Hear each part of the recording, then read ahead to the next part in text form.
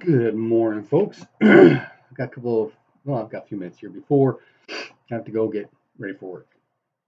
So I thought I'd try a new technique. I'm going over the spells for the Red Book of Magic. So I'm going to try to do all of the B spells. However, I'm not going to detail like I did on the last section. I got too involved. Right. Okay, so Ban in the blue book.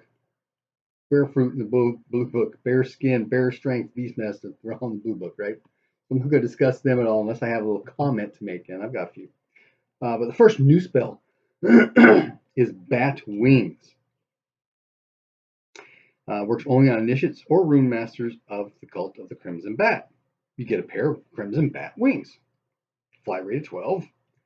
The wings have 3 points of skin armor and hit points equal to your arms. But damage sustained to the wings does not affect your total hit points. That's interesting. Okay, I do have a comment on Bear Strength.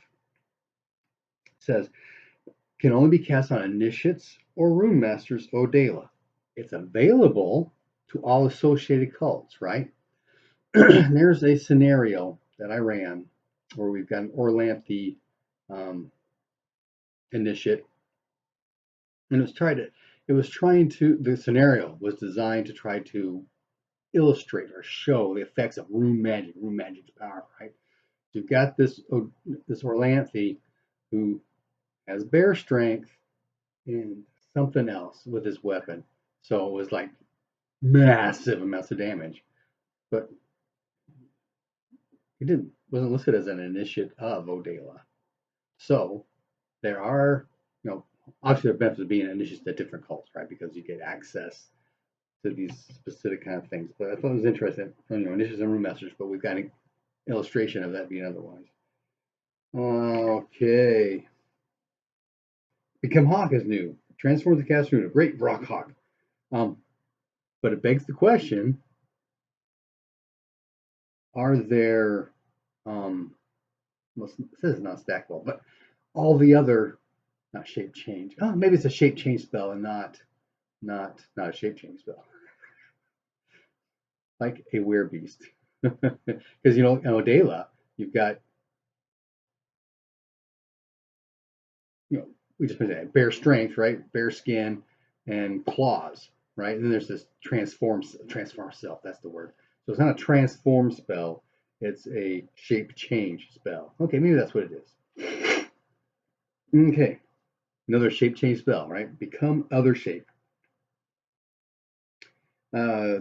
Multiple variants, right? So other shape in parentheses, so you could be anything, right? Sometimes they're actually a different person, right? But then it could be other stuff like a tree or rock, a dirty shirt. Normally, though, it's to turn them into an animal, a fox, a mouse, a raven, that kind of thing. You retain all of your normal characteristics except for size, which cannot be larger but can be smaller, but no less than 1. Okay. Oh, I did again. Diving into spells that we already have information on. They become other. This is a new one. This allows a non-troll caster to become a dark troll, or a dark troll caster to become human. Sounds like a Katori spell to me. And that makes a whole lot of sense. When I was doing some research on this whole troll woods thing, and the people there, and apparently the Malians had enslaved a whole bunch of the population because of the sun they can't transform and all this other kind of stuff. But interesting, that is interesting. +6 to strength and size, that equates out to being like a dark troll, right?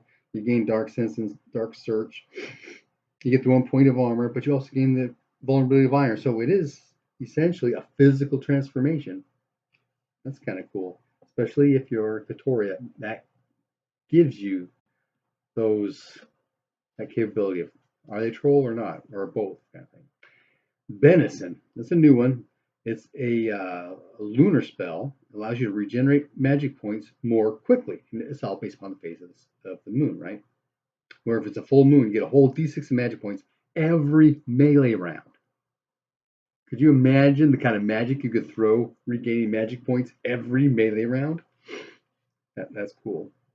Berserker, normal spell, right? Couple things. Increases the Berserker's constitution by half again. So that's going to raise your hit points, right? If you have 10 hit points normally and now you have 15 and you take 10 points of damage and the spell goes away, you've got 5.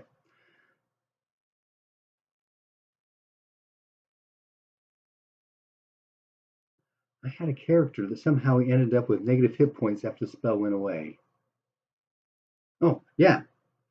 10 hit points normally, you've got 15 and you take 14 points of damage. Spell goes away. You've taken 14 points of damage with 10 hit points, you're now negative 3. Yeah, that's how must have come out that way. I'll dig in and see if I can't see what that really happened, because I remember him being that low in the hit points, but it's possible. Okay, another thing here. All constitution rolls made by the Berserker have a 95% chance of success. How's that different than 100% chance? 96 to double odds, always a failure. Okay. Enough of that. I did notice that binding enchantment in the blue book is before bind ghost, but in here it's after. Typo things happen, right? Okay. Bind ghost. Bind wind is new. One use, but stackable. For each point used, an air elemental or a wind can be captured in a bag. You match your power against the strength of the air elemental wind. If you succeed, it's captured in the bag and can be released later. Each extra room point stacked, and again, they're using room point here, thankfully, because in some places they don't. The spell reduces the wind's strength by 20 for the purposes of capturing it. What about the air elemental? I would assume you could do the air elemental as well, right? You reduce the strength of the air elemental by 20. Just seemed odd that it was missed. Binding enchantment, birthing, right? Allows for a safe, painless pregnancy and delivery of a healthy child. Are there any game mechanics for birthing or pregnancy that this would affect? Or is this just flavor? Black breath. Target gains poisonous breath. The potency of the poison equals your magic points that you boost it with, right? Because that means something. You boost rune spells with magic points. You stack rune spells with rune points. Range of 2 meters. Doesn't affect the person who's cast on, right? Blast Earth, same. Bless Animals, same. Bless Champions, same. Bless Crops, same. Bless Graves, same. Bless Home, this is new. A ritual. Whenever a family member is within the walls of a blessed home, their hit points and magic points are all 1 point higher than usual, as opposed to being increased by 1 point. And again, but not yet. And now, no mention of species maximum. So if you're at species maximum for your hit points or magic points, I guess there is no species. That's interesting. So if your power is 12 and you have 13 magic points while you're in the house, as long as you stay in the house, you keep 13 points, or does the 13th point go away when the spell dissipates? But there's no duration on here. This is permanent. It sounds like it's permanent, but it doesn't say so. But since these are points and not characteristics, there is no species maximum technically, right? Interesting though. Since it is a ritual, I would make it permanent. Okay, bless pregnancy the same. Bless thunderstone the same. I will point out here it says for each point of blessed thunderstone stacked instead of each rune point, consistency, clarification, because you can. No, there's a magic point ring. That's what you get out of it. Okay. Woad same. Bless worshippers. This is new. Okay. Cast upon a group of worshippers. Lets you simultaneously, is another one of these, you can't cast more than one rune spell at a time thing. Lets you cast another rune spell simultaneously upon those worshippers, right? Can only be cast on initiates of Yelm or his associate deity. So this gives you a little buffer there.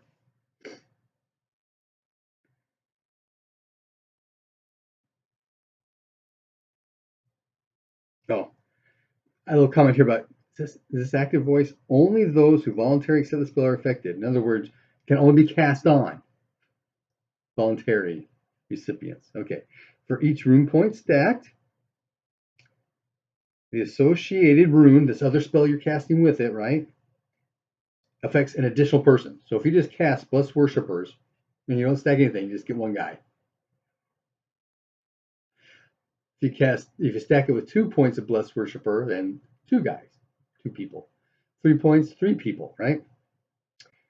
The rune points from the stacked spell,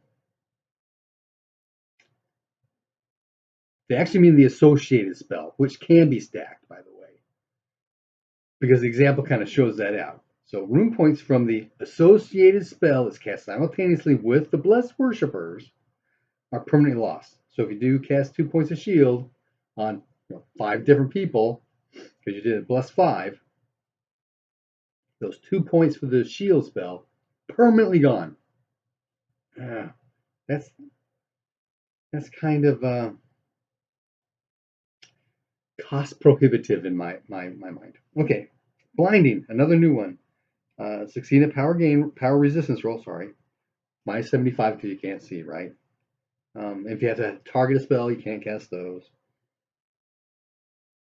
You can stack this, and each point stacked adds 5% to your 5% to your effective power. No, it doesn't add 5% to your effective power. It adds 5% to your power resistance roll, right? Otherwise, if you had a 20 power, your effective power would only be 21. And if you have a 10 power, your effective power is still 10. Interesting. That is a cool effect, though. Can we apply that to other spells that have the same power resistance deal? Boost it to increase your percent chance to increase your effectiveness. I like that. Blinding, if you normally don't see, doesn't affect you. Blood Feast, another new one. It's got a special table. There are 8 different organs that you can sacrifice into this spell, making this stew, right? And each organ has to come from a different creature. And when all is said and done, a specter appears, and the specter's appearance is based upon the different species of things organs are taken from.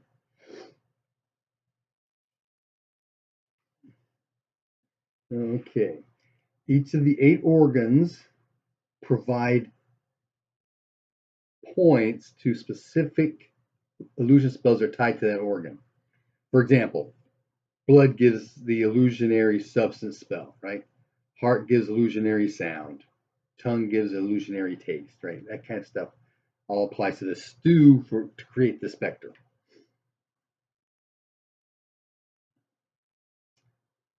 Okay, each organ must come from a different individual, but it doesn't have to be a different species, like I mentioned before. I misspoke. So you could have like the heart of a trollkin, the legs of a dog, the blood of a dog, a different dog, right? The legs of a different dog, right? So it's 3 parts dog, 1 part trollkin. The specter comes out. Okay, cool stuff. So each organ provides.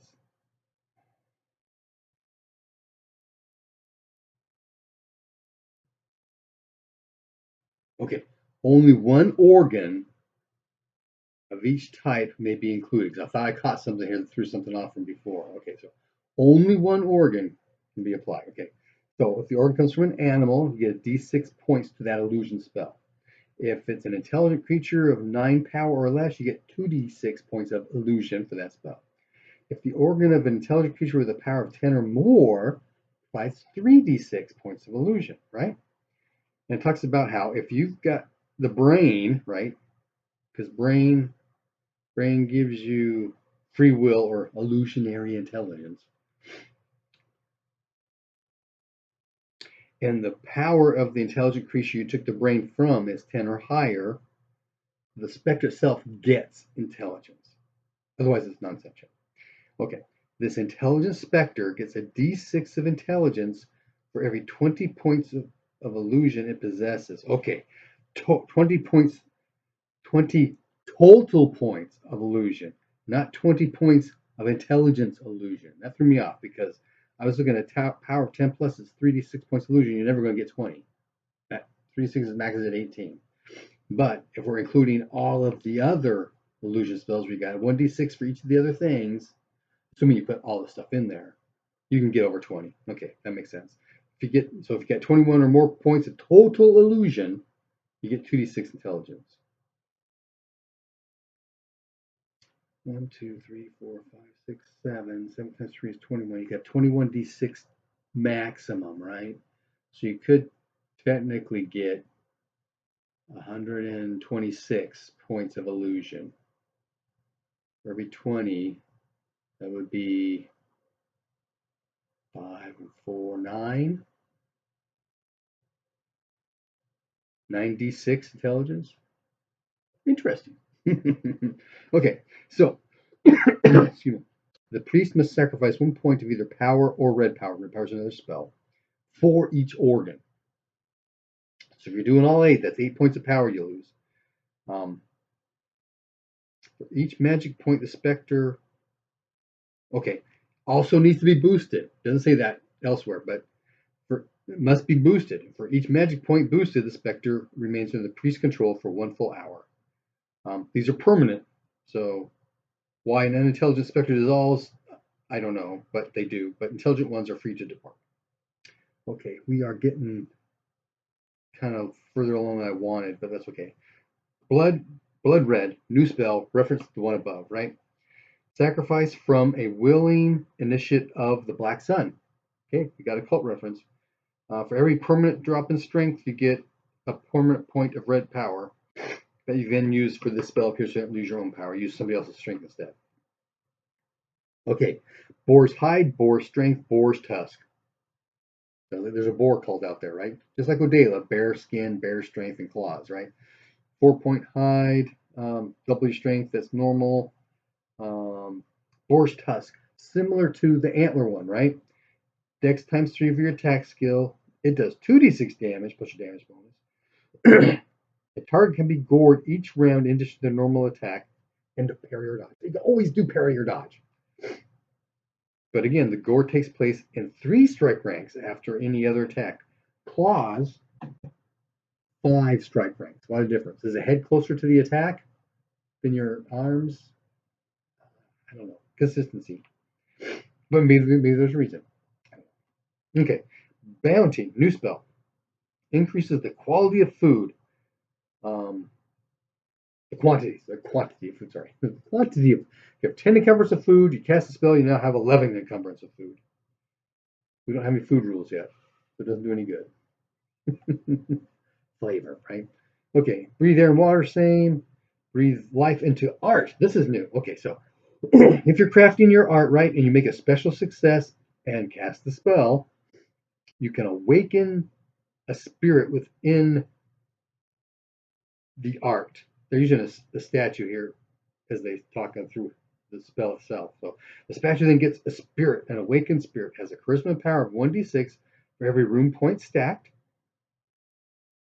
And that charisma and that power is now available to the subject of the sculpture, normally a cult. I guess it's who the sculpture is built for or given to, rather than as a sculpture of something. And that's the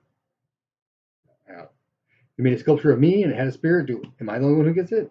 No, not sure. But it says similar to an allied spirit, good to go, or a whiter. But whiters are significantly different than an allied spirit. So I don't know if I would say or whiter. That kind of throws things off. Although an allied spirit is usually tied to a person, whereas a whiter is to a group. Maybe that's what they're trying to get across. Brew. A new spell increases the quality of a beverage, a brewed beverage. For each room point stacked, it increases additional degree of quality. Nice flavor kind of stuff. Your excellent wine versus your poor wine, right? Okay. Butterflight. New spell. 3 points. You gain wings, colorful, large. They're off your back. They allow flight, movement of 8.